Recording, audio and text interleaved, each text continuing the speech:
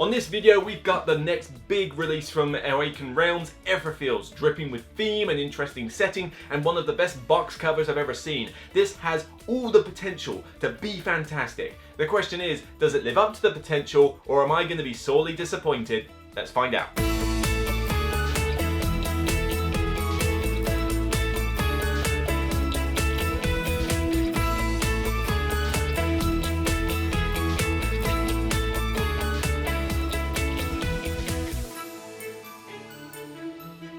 Hi, I'm Luke Hector from the Broken Meeple, and if this is your first time checking out my channel, then be sure to check out the rest of my videos on reviews, top 10s, playthroughs, you name it, I've done it. If it takes your fancy and I've earned a subscription, please consider doing so, I'd appreciate a whole ton. And if the game I'm talking about today, or any other game on my channel, takes your fancy, then consider acquiring it from zatu.co.uk, where you can use my code at the bottom of the screen or in the description to get 5% discount off your entire basket of games. If there's a space on your shelf that you want to fill up for Christmas, then consider doing so quickly. Etherfields is a new thematic adventure game set in the dreamscape. You effectively wake up there and you don't entirely know why you're there. You are basically just dreamers going around this surreal landscape that looks like something out of Imaginarium. You know, the old, I think it's a, was it a Swedish film, I believe? The one that had Nightwish doing the soundtrack? Kind of looks like something out of that. It's weird and surreal and all over the shop. And you get there and you just kind of have to wander around and piece together why you're there, what's going on, what all these surreal dreams mean. You wander around a dreamscape map of like the entire area, but then you go into individual dreams, which are kind of like little mini scenario adventures where you will encounter all sorts of weird entities, all sorts of weird subject matters, and like I say, I'm not going to go into spoilers too much in this video, but suffice to say, each little scenario will have you solving puzzles, encountering enemies, and flipping through a giant script book of story elements in order to find your way out of the scenario in one shape or form. Each player has a dreamer avatar as well as a mask standee that gives them a special ability while the mask is active. The gameplay is kind of basically a deck of cards, not deck building per se, but you will draw cards from this deck and they will have special effects as well as icons for yellow, green and red, basically for movement, contact and sort of interaction and assaulting, or combat I suppose you could put it. And with these cards, you will use these to perform actions either on the mapscape as you're seeing it, or on various cards that have, say, like Assault 6, Kill Entity, for a very basic example. You play cards, you total up the numbers next to the symbols you need, and if you meet them, then you resolve whatever the text is. Typically, you'll resolve it by reading the script book in order to see what the next story element is. You'll flip over new cards as the map builds out, and the dream plays out in very odd and mysterious ways at times. Outside of the dreams, players can acquire items with special effects and more icons. They can find more influence cards to bolster up their own personal deck. They'll expand the dreamscape map so they can encounter new areas and locations, as well as build up a slumber deck, which is kind of like a deck of mini adventures. If you consider the dreams as the big scenarios, the slumbers are kind of like the mini scenarios in between. Imagine playing something like a Final Fantasy game where you get the big plot bits, but then when you're wandering around the landscape, it just eventually sends you into a random encounter with people very quickly, and it's done in about 1:30 seconds. That's kind of what this deck is, but more on that a bit later. The publisher boasts over 100 hours of campaign content, and I have not played through the whole campaign, it has to be said, but I've played a good chunk of hours into this game in order to get a decent amount through the campaign, and then even then I have no idea if I'm anywhere near the finish, but suffice to say, Awakened Realms are confident that you will be playing this game for a long time before you get to the end of its normal base set content, and there's more content on the way if you were a Kickstarter backer. So let's go into some more detail with D for duration. This one's kind of a weird one to discuss because you can save the game at any point between dreams, but ideally I would just suggest you keep it on a board somewhere, on a table somewhere, and just leave it there so you can come back to it a bit easier rather than have to pack the stuff away, because it's a bit of a faff to get the stuff back out of the box because it is essentially like a mini filing cabinet system with the cards, and it just makes it a bit of an annoyance really. I would have it set up somewhere where you know that you can just come back to it at a later date. You perform what's called an awakening, which essentially kind of resets the game for you and gets you started for like a new session of many hours of play, but the dreams themselves don't tend to take that long. I mean, you're talking about an hour per dream, really. Probably even less than that at times. It depends how much discussion you're going to do, but if you're playing this solo, you can get through a dream relatively quickly, although I say relatively, more on that later. And the mini slumbers that you get through could be literally 10-20 minutes of time, you know, if that even, you know, in order to get through each of those ones, although that can pile up the more of those slumbers you go through. Again, more on that later. But yeah, duration is kind of whatever you want to make it. I just recommend keep the game somewhere saved, like, you know, in safekeeping. Come back to it whenever you feel like, but you could play this for 60 minutes, 90 minutes, 4 hours at a time. It's entirely up to you, really. E for ease of play. Is the game easy to grok? Can you learn it fine from the rulebooks? Can you get up and going nice and quickly? I want to eat this rulebook and spit it out. Or pass it through on a future occasion. Yeah, I went there. You're sick! Oh my word, this rulebook. This is one of the most frustrating games I have ever played from a rules standpoint. This is a game that has hours and hours of content. It needs to be smooth. It needs to be so that you can pick up this game and get going. But I have no idea who proofread this. I don't know how this got through quality control, but this is one of the worst rulebooks for an adventure game I have ever seen. Not kidding. This one has... It barely even has what I would call a tutorial in it. You kind of have to read the entire rulebook before you can even get started. Before, you know, there's no like... Tainted Grail had a really good tutorial mission. You played it and it taught you the basics as you went through the start of the game. That was great. And there are other games with really good tutorials, but this one just doesn't have one. There was even a file on BGG which someone recommended I printed off. Mark Dainty, I think. He told me to print it off and I followed it. And that wasn't much better because it tells it in the wrong order because you're trying to follow this tutorial without knowing anything from the rulebook. So it's like, that didn't really help. But everything in here is just designed to tick you off in a big way. Everything is laid out in a weird fashion. Like, you've got to look through this book in odd locations to find the rule you want. I have rules checked this more times than in Too Many Bones. Oh, why am I even pointing there? I don't even have Too Many Bones anymore. But yeah, Too Many Bones didn't have me looking through the rulebook as much as this one. That's saying something. That's an achievement.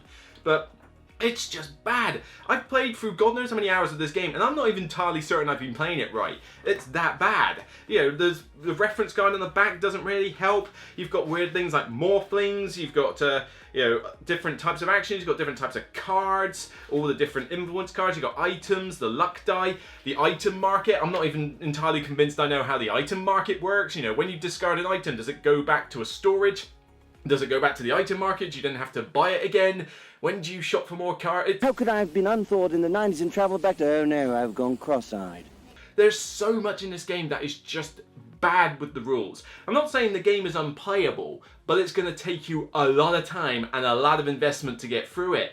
And that's a big problem with this because you're asking us to go through such a big uphill climb to get to what could be a really good fun game, and it's going to put off a lot of people if they can't get through it. This rulebook needs a serious rewrite. And the ease of play issues do not stop there. This board is what happened here. Seriously, this board, it looks cool, doesn't it? Nice artwork and nice, you know, gloomy effect. It's got spaces for the map and all that, but you can see a problem already as I'm holding this up. This basically has spaces for all your items and stuff in the middle there, right? This bottom bit where my thumb is there is the Dreamscape map. This is the kind of overall arching map of the entire Dreamscape, right? You're on it now and again. You're on it for the in-between dream stuff, right?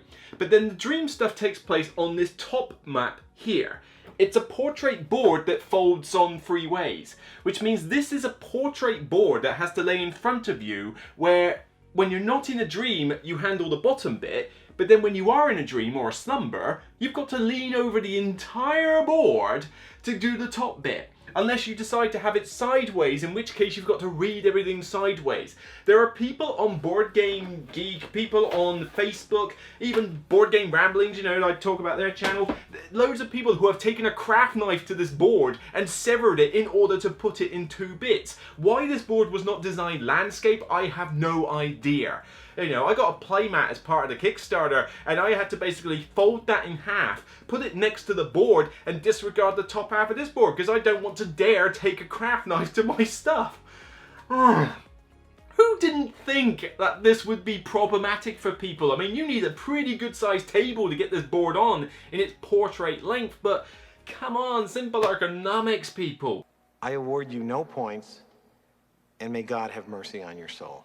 So T for tactics and strategy, can this redeem itself a bit? Yes and no. You know, for the most part, the tactics is fine. I mean, you use the deck of cards, they've got different abilities, but they're not particularly interesting abilities. Some of them are like, oh, you can seal a card, which means put it out of the way until you unseal it in order to get a bigger effect, and most of the time it's like fairly basic abilities. And even when you level them up with like, well, level up, when you add different progress cards to your deck, they're not particularly interesting abilities either. Whenever I bought new progress cards, it's a luck of the draw as to what you get. You've got like about this many cards in that box, but then you just draw 3 of them and you decide what you want to buy. There's no guarantee you can afford any of them, and even then, there's no guarantee that the cards you buy are any good for you. And they don't have many icons in them themselves. You know, most of the cards, I think all of the cards, only have maximum 2 of a particular icon on them unless they're an item. So when you've got to do actions on this Dreamscape map that costs 6, it's a good chunk of your cards in your hand, and that's assuming you have a decent hand size. You know, I boosted my hand size with the mask I was using, and even then I found it hard to do a lot of the actions. When you've got the normal hand size of 4 cards, it's an absolute nightmare to get the amount of like icons that you need. And it certainly doesn't scale greatly when it's multiplayer, because it still requires you to do basically number of players worth of icons. It's quite a big ask. But as you go through each dream, you sometimes have to shuffle your deck, and this damages you over time, so you can't go through your deck too fast, and if you seal too many cards, you'll go through your deck a lot quicker. But you find yourself doing turns where you've got to, let's say, I've got to go to this space and spend 6 green in order to do this particular action, and I'd rather not move away, because if I do, it's not likely I'm going to come back, because you don't have many turns. You have like 12 turns in a full-length dream, but you could have less. And so I'll think, right, I'll draw some cards. Oh, I've drawn all red. Alright, well, what do you do then? Well, I don't know. I've got nothing to use red on, and I can't move very far, and if I move away from this bit, then we don't get to do it. So what do? You could literally just be screwed out of an entire turn, and it's even more frustrating when you draw almost all you need, and you're like 1 icon short. And then you've got to waste a whole turn standing around discarding the card so you can draw that 6th bit. Like I say, you don't have many turns in this game, and it's pretty tight as to get through a dream to like do it in the 12 turns, particularly when the Book of Scripts, as cool as they are from a storybook perspective, there's certainly some really cool stuff that happens, a bit like the script book in This War of Mine. It's as good to read this one as it was to read that one, but you could go to a space and spend ages doing a particular set of cards in order to do it. Like, finally, I've got my 6 green, I'm going to do this, let's look under the crate and see what's there. And then it completely screws you over. It says, whoop, this was a bad thing to do, the entity moves right next door to you, oh well, that sucked, didn't it? Well, thanks. I had no way to get past it. I had no way to determine that that was a bad move to make. There was no clue. Very rarely in certain dreams I have seen, oh yeah, there is a clue that's telling you that maybe if I go to these particular ones that's not as good. But a lot of them, and particularly some of the worst dreams I've come across, it's very grindy and just trial by error. And that's not to say that every dream is bad. I've played through a lot of the dreams, and some of them have been great. Like, I've been there and it's like, oh, this is really cool. Different setting, a bit of an investigation. This entity's really cool. You know, I'd love to see it in movie form. It's something like a Pan's Labyrinth type thing. And you get into those dreams and they immerse you in, and they're fun to play, even if they can be a little bit trial and error. But then there are certain dreams I've played where it literally is just a crapshoot. It's literally just luck of the draw as to what you do. You've got a bunch of stuff. Go look at them. Okay. Oh, that was bad. Ugh. Oh, that was bad. Oh yeah, I got an item. Great. Where am I going? There's very little to guide you in these dreams. Your goal is go enter this place. Okay. Where do I even start? You know, it really doesn't hold your hand at all. If anything, it punches you in the face repeatedly and expects you to somehow figure it out. Okay, a simple wrong would have done just fine, but A for aesthetics. Does the game look good? Was it well produced for the money you paid? Well, you pay a lot of money for this game, so you kind of expect good production for this amount of money. Thankfully, it provides. This is a very well produced game. You've got some cool tokens, you've got some good, like, chunky cardboard masks and stuff like that, and the miniatures are some of the best miniatures I have ever seen in Awakened Realms to this day. Sorry, Cool Mini, on that. These are miniatures I like. These ones, particularly if you get the sun drop effect on them or do a little wash on that, they look gorgeous. I even got the creatures box with the Kickstarter, and, you know, just looking at all these miniatures, including the ones you just get in the base box, you get this ridiculously gigantic one to use, and it's like, seriously? Wow, how do you do it for that much money? You know, these miniatures are so fantastic, unbelievable. And the artwork, also unbelievable. There's, you know, it kind of varies. I mean, the Dreamscape art, you know, with those like big map ones, they're kind of basic, and the graphic design's a little bit all over the shop. But in the dreams themselves, the map, which is made up of different cards, and then as you find out little story elements, you take cards out of the box and you sort of position them on the map to reveal new bits. The entities all look fantastic. You know, there's a lot of really gorgeous artwork here. There's a lot of gorgeous miniatures. There's a lot of content in this box in terms of cards and the tokens and the masks. You're certainly getting your money's worth for this game in terms of production. Of course, that doesn't necessarily excuse the rest of this. I for Immersion, is the story engaging, is the theme dripping, is it going to suck you in? Yes and no, this is the problem. The frustrations with the rules and constantly having to flip through that rulebook and try and figure out what's going on are a bit of a turn off when it comes. It kind of pulls you out of the theme a bit. Now the setting is fantastic. I love the idea that you're in these dreams and they can all be different and it's like weird and surreal, you don't quite know what's what. And the artwork helps to evoke that kind of thing.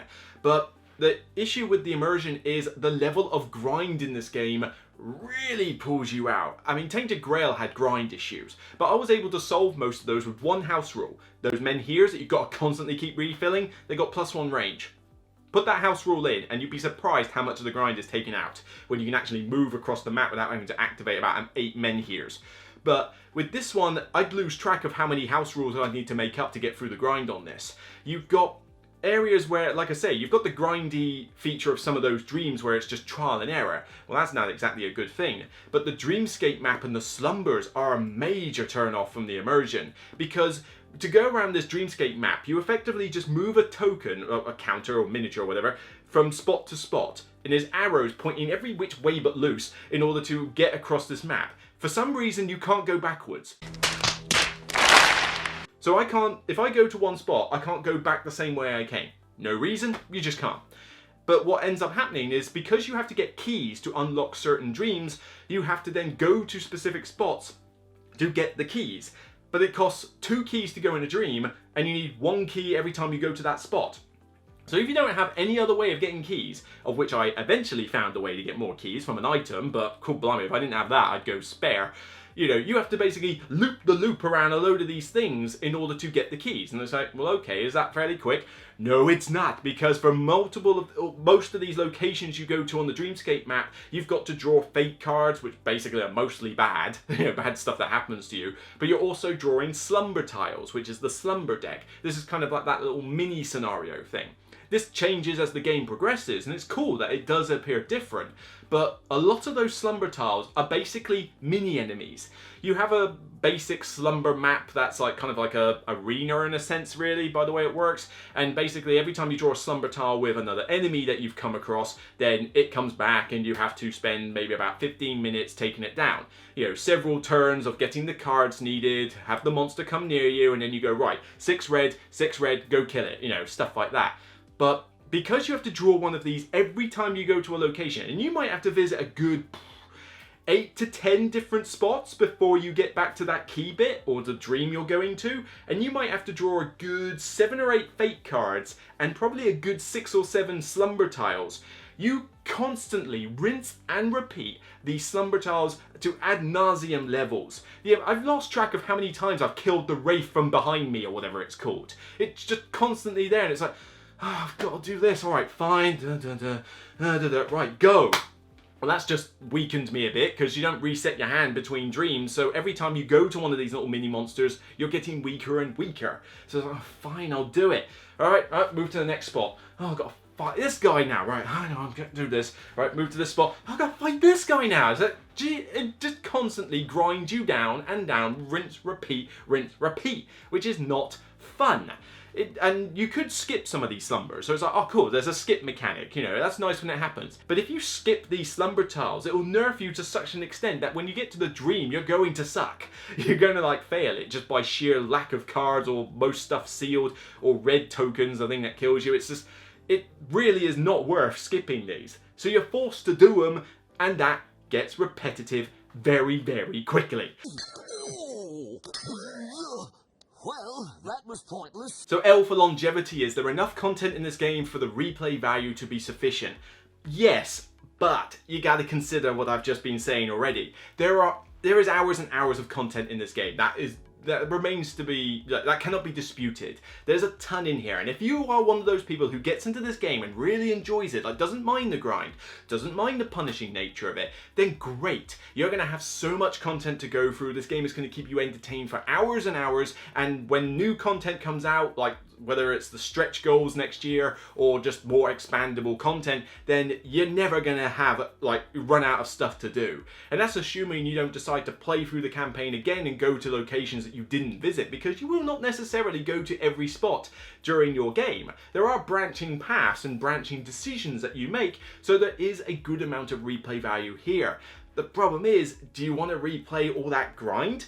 Because they say it's hours and hours, like hundreds of hours of content, but I'm positive that a lot of that is padding. You know, and this is the problem I have with these campaign games at the moment. Gloomhaven did this. Tainted Grail did this to an extent. This one is like the poster child for it. So many of these companies that say this game has hundreds of hours of content and you'll never get tired of it. The reason for that is because they find a way to pad the game like crazy. It's like World of Warcraft. I used to play that a constant, like tons as a teenager. I used to play World of Warcraft. It had hours and hours of content.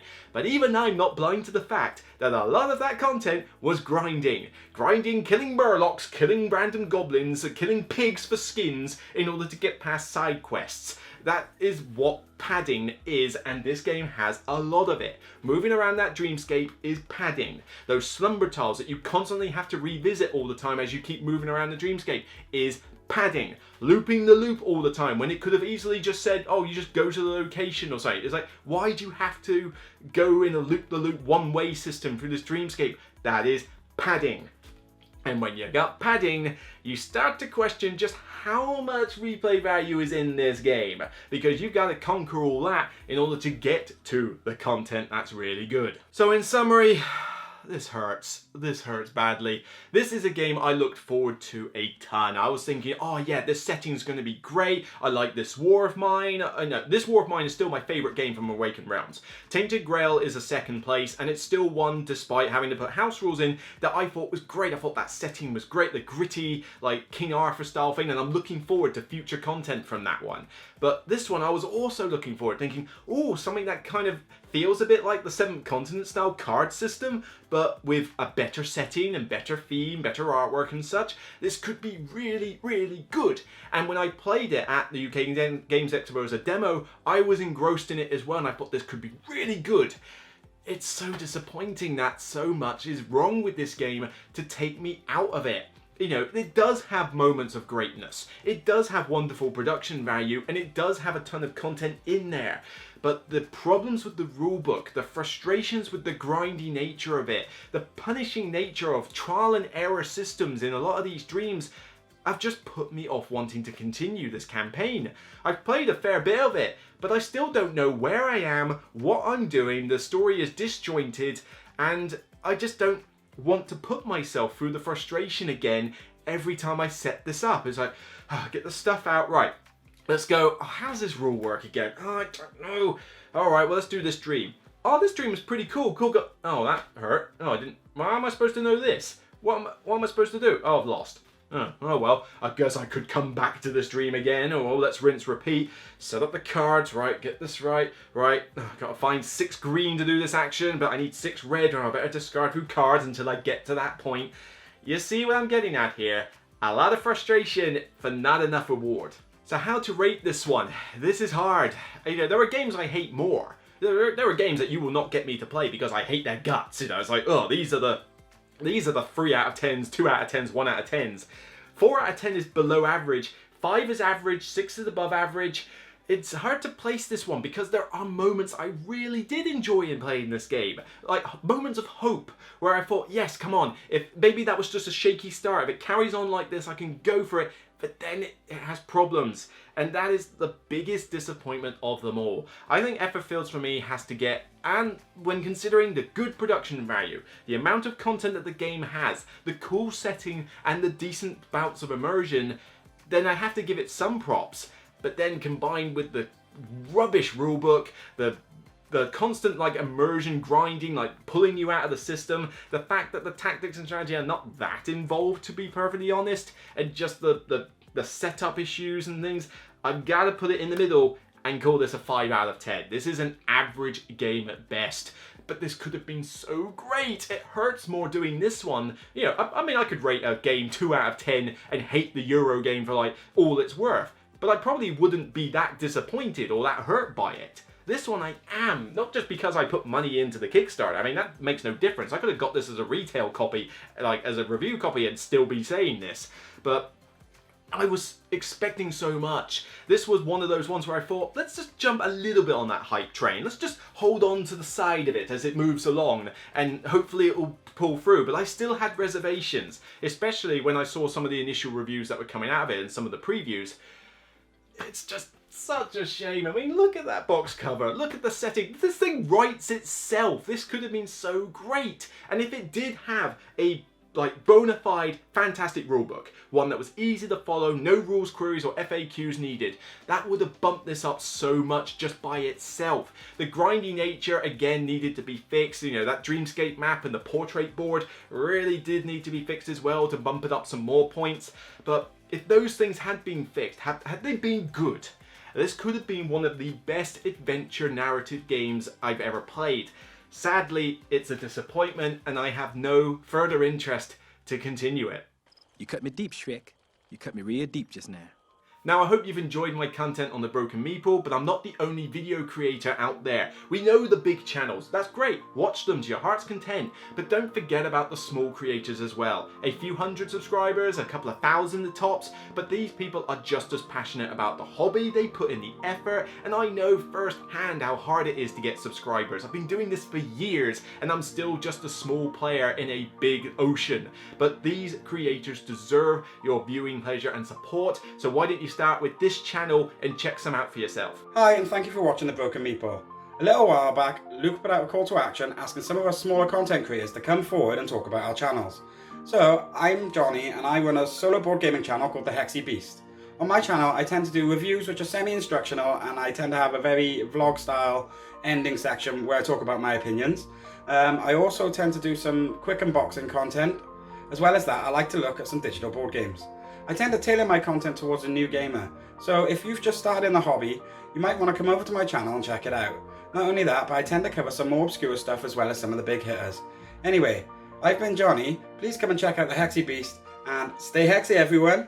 So that's it for me on this episode of The Broken Meeple. If you like what you see and have earned your subscription, please hit the avatar to subscribe and click the bell to be notified about future content. Until next time, you can check out a recent upload or a video suggested by me, and remember, no matter how hard it is for you to rate a game sometimes, it's still just only a game. Take care, see you soon.